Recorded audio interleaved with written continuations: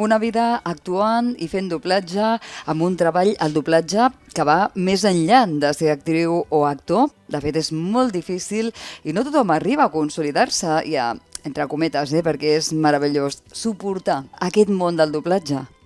Saps què passa? Que m'agrada tant aquesta feina i, de fet, és un servei públic, no deixa més de ser un servei públic. És a dir, per tenir que la gent tingui més opcions. Versió original, català, castellà, però és fins i tot, doblant una pel·lícula d'aquestes, que ara en doblem moltes, dels dissabtes per la tarda, saps quines vull dir? Sí. Doncs inclús doblant aquestes pel·lis m'hi deixo la pell, no? Perquè o ho faig així o no ho faig. Jo puc dir-ho, perquè treballo amb la veu, ets una de les veus, si no la veu més elegant del país. Aquest talent i el reconeixement constant ja des de jovenet et va passar factura. I el preu alt. Una etapa que comparteixes al teu llibre, abans ho deia, sobre aquesta addicció que ja has superat. Ho vas explicar a la ràdio, vas decidir compartir aquell problema, una intimitat. Per què ho vas fer? Per ajudar per tu mateix? Per ajudar-te a tu? Bé, jo quan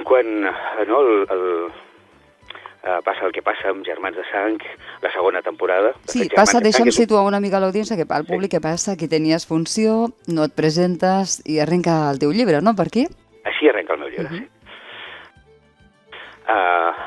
Era l'última etapa, Germans. De fet, jo Germans de Sang és un musical que adoro i l'he fet a Madrid, l'he fet aquí, n'he fet diverses versions, no?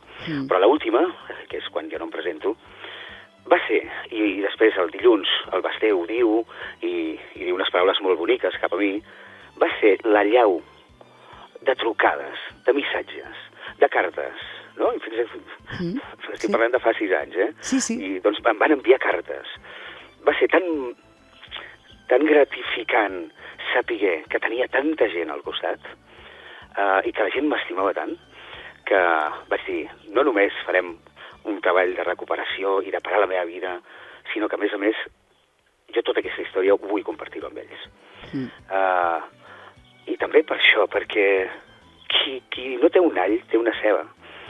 I no passa res. Jo he intentat fer un llibre que sigui, a més, no és un llibre trist, perquè la meva vida no ho ha estat de trista. Jo tampoc no era una persona que consumís cada dia, tenia una manera d'addicció diferent i ho feia treballant, per mi el treball és sagrat. Simplement que jo treballava molt, volia arribar a tothom, per això d'aquí ve la paraula èxit, arribar a tothom, ser el millor amic, el millor germà, una persona que em truquen i estic allà, és a dir, que poden comptar amb mi. I voler arribar a tothom a mi és el que em va fer mal. Però no és un llibre trist, al contrari, la gent em diu és que és una muntanya russa, no? Hi ha moments molt divertits, moments sorprenents, perquè la meva etapa de Roger sense causa, hòstia, flipeu bastant, perquè jo també, no? I que, mare de Déu, que estava com un llum.